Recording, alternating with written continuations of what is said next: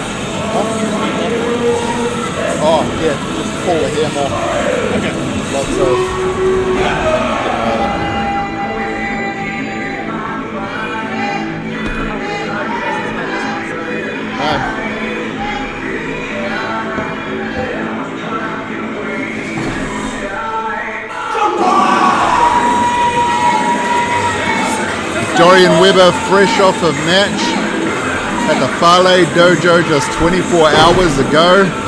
Looking to prove a harder, more focused, brutal side to his repertoire tonight.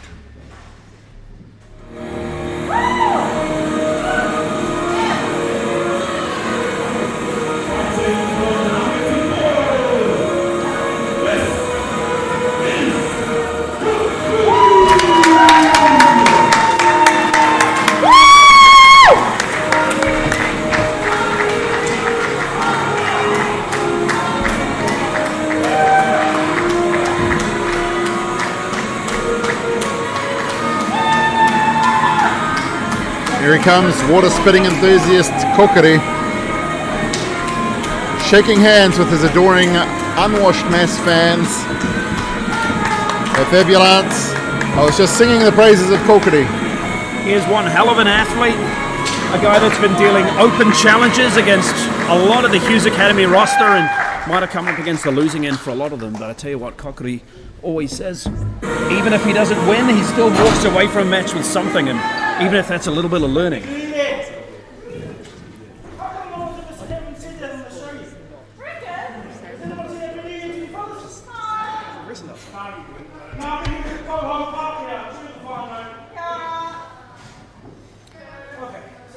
I would have said Happy New Year's. It was just aware it was January 7th. I must admit I forgot that it was January. That's why they pay us the big bucks to sit here and talk about the action. Professionalism. The interesting match that we got here is Kōkiri and Dorian have fought each other once before.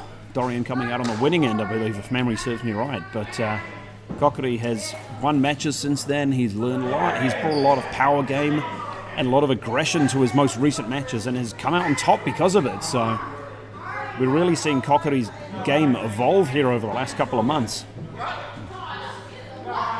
Yeah, and I think his mind games have evolved as well. I was just saying while you were making your way back to the from the ring that last night Dorian Webber made a really good accounting of himself at the Fale Dojo in a very different, hard-hitting, down-to-the-mat style than he may usually employ. I'm hoping to see him employ some of that tonight. And that's the great thing about Dorian Webber. It's he plays his games, he plays a lot of mind games, and a lot of his opponents sort of write him off as a bit of a goofball. But Dorian Webber knows exactly where he is in the ring. He knows exactly what he's doing. He might seem that he's just being silly and he's unsure of himself, but Dorian knows exactly what his tactics are. And if you accidentally fall into the traps that Dorian Webber leads for you, if you accidentally think that he doesn't know what he's doing, you take him lightly, he will make you pay for it. Yeah, look, Dorian Webber almost became the Hughes Academy champion at the end of last year in a really closely contested last person standing match with Frankie Quinn. That's a good point. Dorian Webber often gets written off as someone who's a bit of a lightweight, but I tell you what, that match against Frankie Quinn for the Hughes Academy Championship went right down to the wire and was absolutely brutal. Yeah, it went a long way in establishing who Dorian Webber really is. I tell you what, if it didn't awaken the Hughes Academy roster and the fans to how tough Dorian Webber is, then I don't know if they were watching the same match I was. No, but we could have a third Webber maintaining the leverage of that headlock. And the technical game of Webber is excellent. Maybe not almost to the level of Spahn, but Dorian Webber, and again, gets written off as a bit of a silly guy, but his technical game is excellent. Again, wrestling Cocki down, and he's got the strategy. Cocki is definitely the bigger man. He's definitely the stronger man. Yep. But strength doesn't mean an awful lot if you're on your back. And I would argue that the longer this match goes, it's a bit of a cliche, but the more it's going to favour Webber as the smaller, lighter, more athletic man. Well, absolutely, and it seems Webber here is just grinding Cocki, not letting him get out of first gear, not letting him deploy the power game.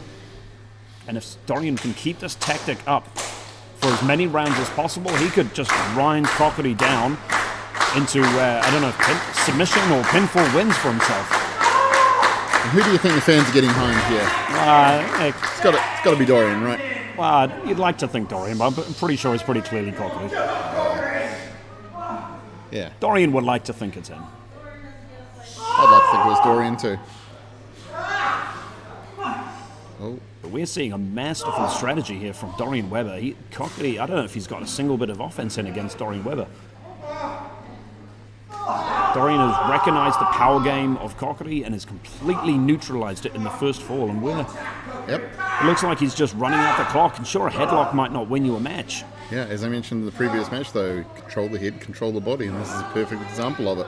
Well, exactly, and maybe it's in Cocki's best interest to just tap out, end the fall, reset yourself in the round, and then try and deploy the power game again.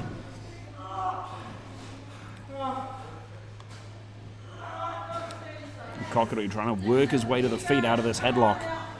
1 minute remains in this round. 1 minute. The mic was turned off. Let's see. 50 seconds remain in this round. 50 seconds. It was a technical difficulty and it wasn't my fault. Cocki here really managing to get himself to his feet at this point, but Dorian Webber has not released a single bit of that headlock. No. I wish that these fans would pay attention to this masterful wrestling by Dorian Webber. Dorian's doing an excellent job, and that has got to be... We talked about Dorian's mind games. I mean, that has got to be weighing heavily on Cocki. Some desperation at this point. You hear your call about you've got a minute left, and the heart rate's got to be increasing, but look at it. What we're seeing here is Cocki straight in for almost like a Texas cloverleaf. Trying to roll Dorian Webber over. This is right at the end of the fall.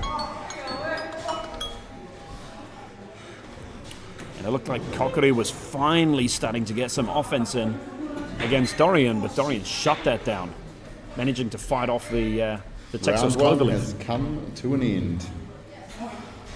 Please refrain from feeding or watering the wrestlers.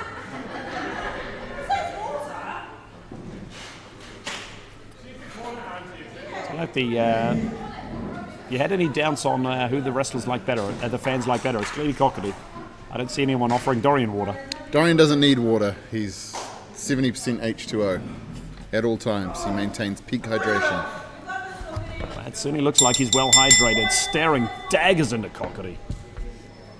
We talk about desperation at this point. Cocki, no, that first round did not go to his liking. Cocki's going to be looking to deploy the power game against Webber as quickly as possible, and it looks like that's exactly what we're seeing. We saw Cocki go for a Texas cloverleaf in the first round, and here we are straight away. This time he gets it. I don't know if Ring the bell. We're singing it. I think that was the quickest end to a fall we've ever seen. The winner of the first fall is Kōkiri. And I don't know if that was if there was one hell of a strategy there by Dorian Webber. If he'd left that Texas cloverleaf on for much longer, that would have done some big damage to the knee and to the thigh muscle. Dorian gets a quick tap out, ends the fall, gets out of the hold. A strategic tap out. It is a strategic. Sure, you give up a hold, but save yourself getting some untold damage. It's a risky strategy though. Kōkiri just needs to hit one big move on Dorian, and he wins the match. Here we are, round 3 underway. It looks like that both of these men know exactly the position they're in. Dorian coming straight out of the blocks with a big attack onto Kōkiri. But Kōkiri, he knows he only needs to win one fall, go straight onto the attack, deploying the power game against Dorian. Oh, and the big strike to the midsection. It might have been a tactical tap out for that first fall. But Dorian's put himself in a very risky position. And you would see the desperation kicks right to the midsection and the sternum area of Kōkiri. Beautiful snapmare. Oh, and followed up by a wonderful neck snap. Yep. 2, no. Oh, and Dorian almost getting a 3 fall after that. Yep. A 3 count, I should say. Would have been good if he could have hooked that leg, but nonetheless, Well, full body contact. I think Dorian was just going for speed onto that cover. We saw Franco in the previous match be slow getting covers and maybe missing falls that he could have otherwise won, but Dorian is straight into that cover and then straight onto the attack of Kōkiri's arm. Yeah. Hammerlock with the rope. And I tell you what, both of the men we saw in the previous match, Franco and Spartan, very honourable men, didn't want to use the ring and the ropes too much until it was desperation, but we're not going to see any of that sort of... We're not going to see any qualms about cheating from Dorian Webber. No, because he is a smart man, and that is the difference. Wow. You call it smart, it's a little bit underhanded. But Dorian I'll give you that. Kōkiri's hand had to go under the rope to be in that position. Now, I'll tell you what, though, like, you call it smart, you call it underhanded. What you can always call it, though, is effective. And I do. And it is Kōkiri's game a lot is in his power and in his striking. If Dorian can neutralize one of his arms, obviously that takes away that left arm and it takes away the jab that Kōkiri is very efficient in doing. And Kōkiri There's 2 there. managing to roll out of that pinfall, not quite as much of a powerful kick out as we'd normally see from a man like Kōkiri. And maybe that's the offense that Dorian Webber's delivering to Kōkiri, really driving the wind out of him, driving the exhaustion into him. Kōkiri trying to fight back. Oh, and fighting back, ducking the line straight into a back suplex. Kōkiri there, the learnings that he's had over the last couple of months on his Road of Warriors, really countering out of that clothesline into a back suplex. I don't think I've seen that before. Oh. Oh! Webber blocks snake eyes. Webber has clearly done his scouting. He knew that Kōkiri normally goes for a snake eyes when he gets a man on his shoulders.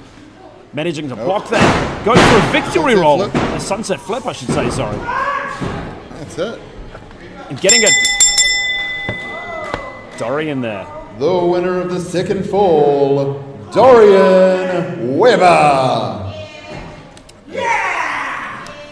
And what we can call that is clearly tactics from Dorian Webber getting the pinfall. He'd done his homework with Kōkiri, he'd scouted out the snake eyes, and Dorian Webber went straight into countering that. And look at the face of Kōkiri. He knows he's just messed up. He knows... Frustration. Yeah, he's so frustrated and so angry. And I tell you what, I don't know if I'd want to be in Dorian Webber's shoes having a pissed off Kōkiri across the other side of the rings here. Yeah, I don't think I could pull off those shoes that Dorian Webber's wearing, so I agree. There is that too. And Kōkiri's firing himself up here, getting back into his own head, going, and Dorian Webber, the master of the mind game, playing with the crowd. This is fantastic. And Kōkiri doesn't want any part of... Oh, that's disgusting! Oh, disgusting but effective. Again, like I said before, with wrapping the arm around the ropes, disgusting but effective. Kōkiri was thirsty earlier. Well, maybe Dorian was just trying to keep him hydrated. Exactly. Like I said, Webber operates at peak hydration. He's got plenty to spare. And it looks like that sharing of the hydration there is That's a really pin there, ref. taking Kōkiri off his game. Oh, but there's a pin there, ref, too. Oh, gosh. Dorian knew exactly where he was in the ring, though, clutching at the ropes. Always questioned referee Conan Wood. He was a little bit slow getting to the pinfall at that point. It's definitely a little bit slow. Oh, that was terrifying. Oh! Dorian may have just Oh my the God. advantage that he had against Kōkiri, a little bit slower. Oh, what a big headbutt. Takes Dorian Webber down. Not pretty, but it gets the job done. That spitting water in the eyes from Dorian Webber might have bought him a little bit of offense, but I think it just awoke something in Kōkiri, really pissed him off. And we're going to see some... Dorian Webber, no. I thought we were going to see some big offense there from Kōkiri, but Smartly to Dorian, the ropes. as I said, he's a smart competitor, went straight to the ropes, knew where he was in the ring. Oh, what a double axe handle, straight to the midsection.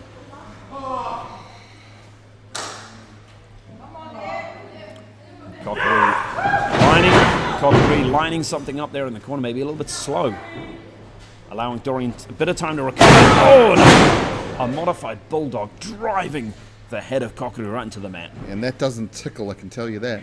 No, it's a very slept-on move, but the entire weight of Dorian Webber driving the face of Kōkiri into the mat, there's nothing there to stop it. It can do an awful lot of damage to your nose, to your forehead, it can stun you. If you hit it right, it can knock a man unconscious. And Dorian's slowing down the pace, going back to the arm that he was dealing with earlier. Taking him apart piece by piece. Dorian knows he's in control at this point. He is controlling the pace, controlling the attack. And Dorian Webber is sensing some weakness in Kōkiri, and he is going straight for it. And this is a move the Tower of London, you see a lot of it in British wrestling. Dorian Webber was using it to great effectiveness against Frankie Quinn. Quite recently, locking it straight in. Yep. A move made famous by Johnny Saint. And again by the grizzled young vets, if you want a little bit more of a modern reference. I love all your references. Now with this move, it stretches your shoulder. You can see Dorian Webber there pushing against the back of the head of Kōkiri, so it stops you breathing as much as you should. Stretches your tricep up. It does a lot of damage to your arm. And just as Kōkiri was looking to counter out of that move, Dorian sensed it and transitioned almost into a modified Fujiwara armbar. And if Dorian can drive Kōkiri down to the mat and lock in this Fujiwara properly, that could be the end of it for Kōkiri. Oh! Kōkiri knew where he was, straight to the ropes.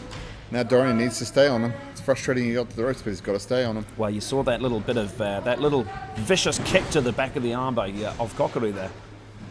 Dorian is certainly staying on Kōkiri.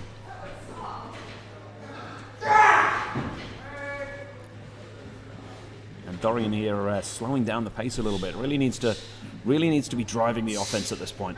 Kōkiri's down. Oof. And oh my God. Dorian using his own knee to apply pressure to Kōkiri's leg. To Kōkiri's arm, I should say.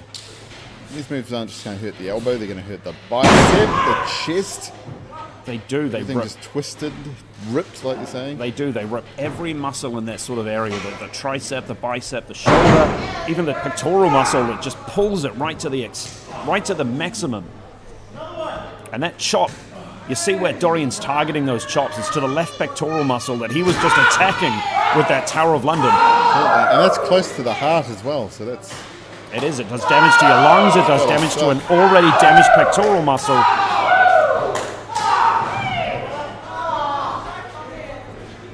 1 minute remains. 1 minute remains. And Kōkiri is right in control of the offense here, managing to counter out of fire up against some of Dorian's cheap shots. But again, Kōkiri taking a little bit too long and giving Dorian time to recover. And again, Dorian does not let an opportunity go to waste, going straight back on the offense with that modified armbar. can see Dorian there trying to clutch his own wrist. He's trying to get that locked in. Kōkiri's fighting out of it. Oh! That kick to the underside of the shoulder.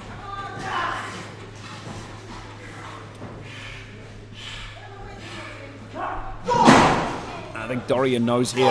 Might not get a tap out in the last 30 seconds of this fall, but going back to the headlock, just grinding Kōkiri down.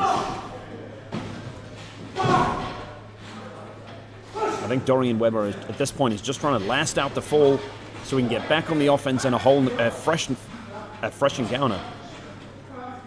Kōkiri looking for, I don't know if this is maybe a modified guillotine. And if you can lock a guillotine in properly, you don't need 30 seconds to make a man tap. You can make a man pass out in 3 or 4 seconds with a move like this. But not quite enough as the fall comes to an end. That bell signifies the end of the round. And that was a risky strategy there for Dorian, trying to get a cheap shot in against Kōkiri. Yeah, absolutely. Conan using a little bit of leeway, but that could have very easily been a disqualification. Yeah, it looks like Dorian's certainly the worse for wear now, dangling over those ropes in the corner. But that guillotine that Kōkiri had locked in right at the end there, that is a vicious maneuver, and if that can really drive the wind out of you, it can choke you out in a matter of seconds. Absolutely. And Kōkiri had that on for a good 15 seconds. Dorian's got to be feeling this. But Kōkiri, it looks like the exhaustion is setting in, trying to fire himself up, and we go into the 5th fall now. But Dorian looked like he has got his wind back. He is fresh. Oh. A big surprise crossbody off the middle rope. Kōkiri using his power game to his advantage, rolling Dorian Webber over. I don't know if he was going back into that guillotine. Dorian trying to go for that crossbody one more time. But 2 moves right in a row like that. Kōkiri saw that coming, and a rib breaker and a strong slam. That could be it. 2 in. Oh no! Almost a 3 count there from Dorian onto Dorian Webber. Kōkiri now using a little bit of time to get his breath back. That arm has got to be screaming in agony. Yeah, absolutely. And as strong as Kōkiri is, picking up another man with one injured arm, it can be bloody hard to recover from. What was Kōkiri thinking here, though? I don't think I've ever seen Kōkiri move to the first rope, let alone the second. This is both exciting and terrifying. Wow, we talked earlier about things that Dorian had. My New Year's Eve. Yeah, we talked about things that Kōkiri's learned over his Road of Warriors. And this might be a little bit of new. Big elbow drop. Dorian Webber rolling straight out of the way. And the elbow connects with the bat. The injured arm. Dorian is smelling blood. 1, 2. No. I thought that was, like you, I thought that was the end of the fall. Yeah, I was going to ring the bell. Driving your own injured elbow straight into a hard wrestling mat, and then follow it up by, I don't know if that was a leg drop there from Dorian Webber. Yeah, hard to see from our vantage point, but whatever it was, Dorian Webber's body weight falling down on an injured arm is hard to recover from. And Kōkiri's, I don't want to say powering out, these are very weak-looking kickouts, but he's still in the game. Dorian is executing his strategy at this point to a masterful effect. Kōkiri is a tough man, he's a powerful man, but Dorian Webber really has done his scouting at this point. I don't know what that was from Dorian. I've never seen a fin slap like that before. Definitely unique. Oh! Almost a modified neck breaker at that point, using his own body weight to spin Kōkiri around. Dare say it was instinct on Kōkiri. It's like his body just reacted and kicked out then. I don't know how aware he was of what was happening. I don't know if you can see from the cameras picking it up, but the look in Kōkiri's eyes, he doesn't look like he's all there at that point. That little neck slap from Dorian Webber might have really done Kōkiri in. I think Kōkiri is working on fumes at this point. But maybe a little bit more than fumes. Oh, the big suplex. Yeah, butterfly double underhook suplex.